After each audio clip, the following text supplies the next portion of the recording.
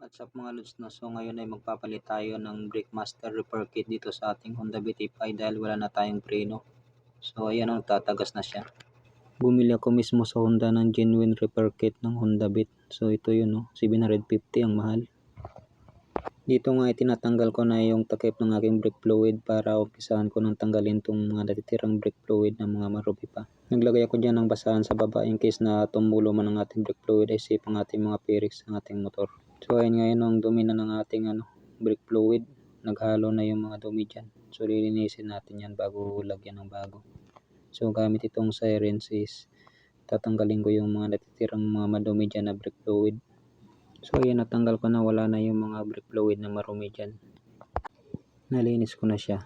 Ngayon itong nasa ilalim naman is tatanggalin natin itong repair kit dito para mapalitan na ng bago. So gamit tong circlip, yan gagamit ko yan para pambaklas yan sa pinakalock niya. At ang dumi na nga, tingnan niya ng ating dyan, brake master. Pinakalawang na siya. 710 nga ang bili ko nito mga lods mismo sa Honda. Sa kasa ng Honda ko ito binili. So may kamahalan siya kaysa dun sa mga replacement na mabibili mo sa Shopee. Mura lang doon, tig 150 lang yata doon, 100. Kaso ang bilis naman masira, yun ang mga una kong ginamit dito.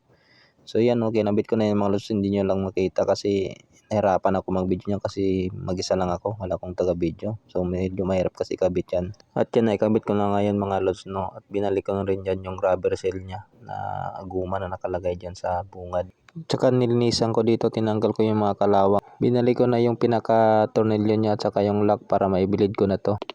Bumili nga ako sa Shopee itong gamit na pang air bleed sa ating motor. So ito yung air bleed kit.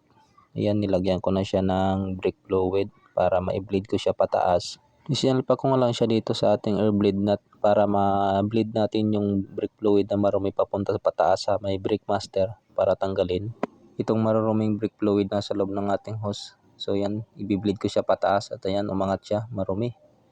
Yan, gamit ko naman dyan yung sirens, tatanggalin ko na naman siya yung marumi para masalinan ko ng bago. Bago na yung brake fluid na nasa loob ng ating brake hose. So yan, tsaka inumpisan ko na siya dyang i-bleed.